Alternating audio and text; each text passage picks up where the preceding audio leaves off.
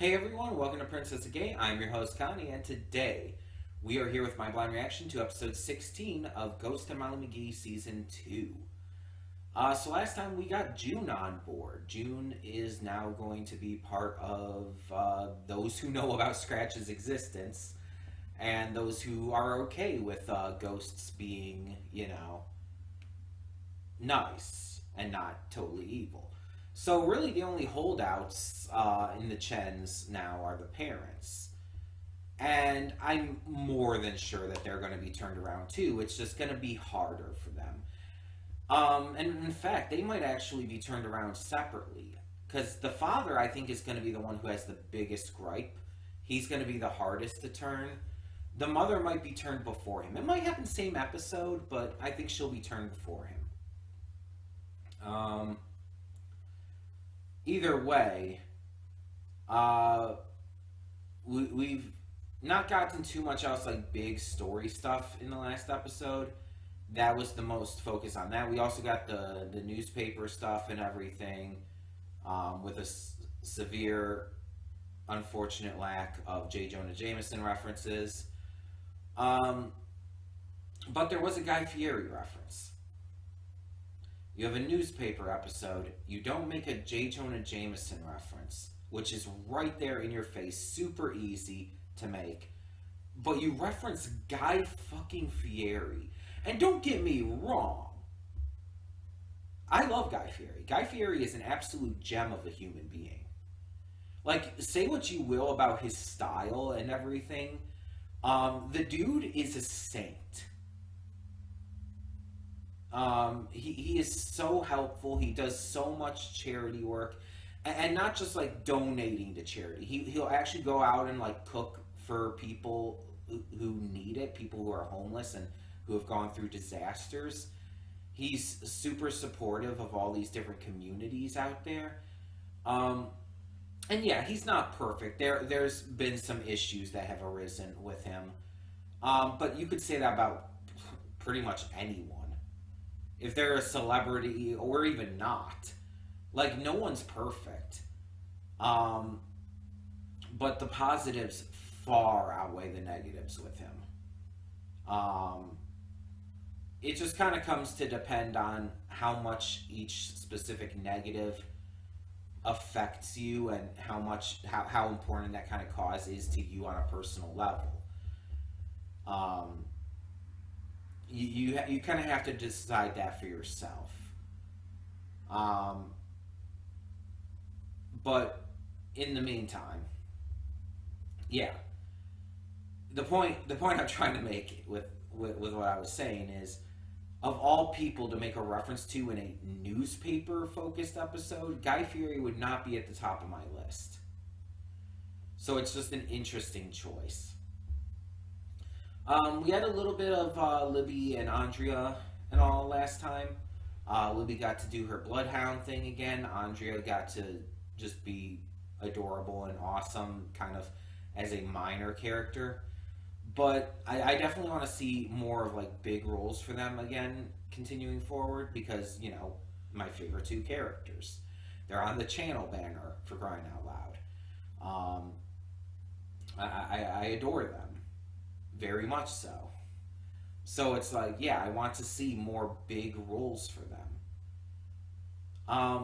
But for the time being, I'll take what we get, because most of this series is very good.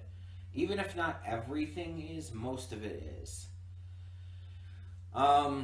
So we're going to get into this next episode and hope for the best. I know nothing about it. I have not been spoiled on literally anything for this one.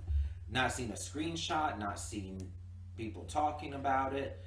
I've been avoiding stuff like the plague, and apparently I've been doing a good job at it in this past week. So let's find out what we got in store, and hopefully ends up being a really good episode. So, when the screen fades to black, pause this redirect and go to the description below. Follow the link to the reaction, and after you watch it, come back here to the redirect and resume play. Because after it fades to black and then it fades back in, everything from that point forward will be my afterthoughts and will contain spoilers to the episode. So, that being said, thank you so much for tuning in, and I'll see you at the reaction. And we are back, and we'll begin with spoilers in 3, 2, 1, now. Yeah, you can see I'm holding up a pillow here to try and block out the sun. Again, like I said in the reaction, it's not really from blocking it out from like showing on camera, from washing me out and all. It's more just like it is directly into my eyes and it is hurting. So I apologize for just how fucking weird this is. But it's like, yeah, I don't really have too much of a choice if I want to do these afterthoughts without, like, you know, going blind. Jesus. Like, look at this. Look at... Because the thing is, when I look towards the camera, I'm kind of looking towards the window in a little bit as well. So it's just like, it's just right in my eyes. But also holding this pillow up like this is not comfortable. Like I was saying though, with Molly and Ollie, it's like I don't really ship them. And again, it's kind of because they're just way too similar. They're basically the same character, just Ollie is a boy version of Molly. And it's like, I don't agree with the entire opposites attract thing, because that can lead to some very toxic ideas. And the entire thing, you want your partner to ideally have similarities to you, but some differences. A kind of a mix of both.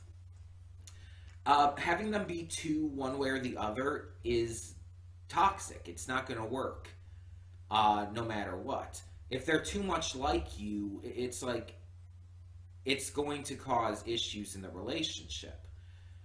You're going to be too similar, and honestly, you're going to get on each other's nerves.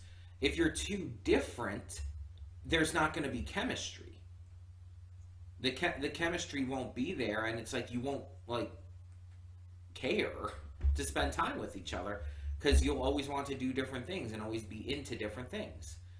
So you want to have a good mix. You want to have like a blend of someone who's like, yeah, there's a lot of stuff we like to do together, a lot of things that we have in common, but there's not everything. Some things we are different on, some things that are just for us. It allows you to feel more like, you know, people in a relationship. So Molly and Ollie, I just don't ship it, because they're the same character, pretty much. Ollie is just a male Molly. That's literally all he is. And, like, it's like, I don't dislike him because I don't dislike Molly. But he just feels so bland to me because he's just a male Molly. I just can't see this relationship lasting.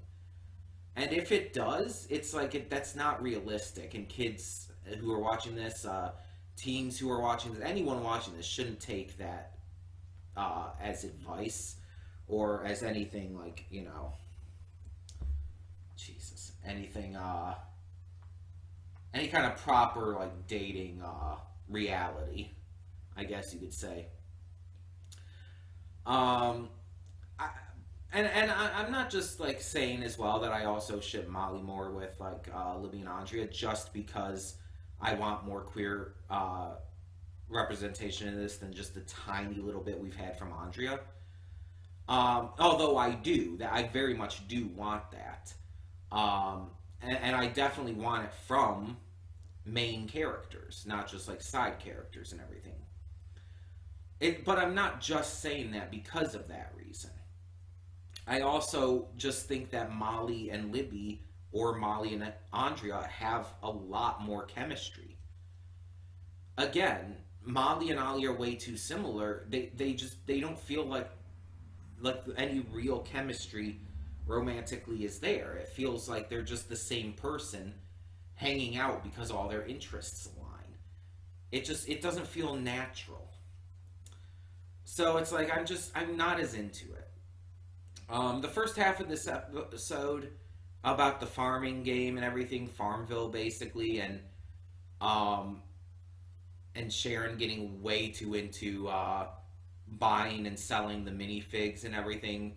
Like there's a lot of good humor in that. I really enjoy that. I like the idea of all of that. But the stuff with Scratch trying to hide the fact that he was into the game. It was painfully obvious Molly knew, and it was just kind of, it was kind of getting old really quick. I was definitely more interested in the B plot with Sharon and Daryl. That was much more fun to me, honestly. But I didn't dislike either segment of this episode. Like, again, even though I'm not a fan of the Molly Ollie ship, or Molly, or however the fuck you want to say it. I'm not a fan of the ship, but I'm not like a outright hater. It's just I'm not a fan of it. It's just kind of meh to me. I would hate it if they were too different. But yeah, so I think that just this episode wasn't as good as the last one, but was still good. It just wasn't the best. And again, I apologize for the pillow thing here. It's just the sun is absolutely blinding the shit out of me, and it is painful, and I just don't want that while trying to record this. But yeah, there was some fun moments in both of these episodes, fun songs, fun ideas and jokes. Neither segment in this episode really hit as well as it should have for me, but neither one, like I said, was bad. So I can just be okay with this. I can just be okay with this episode and just kind of move on from there. Hopefully the next episode's a little better. We'll see as we continue along. But tell me in the comments below, what did you think of this episode of The Ghost and Molly McGee? And for now, I'm Connie, and I'm signing off. See y'all next time.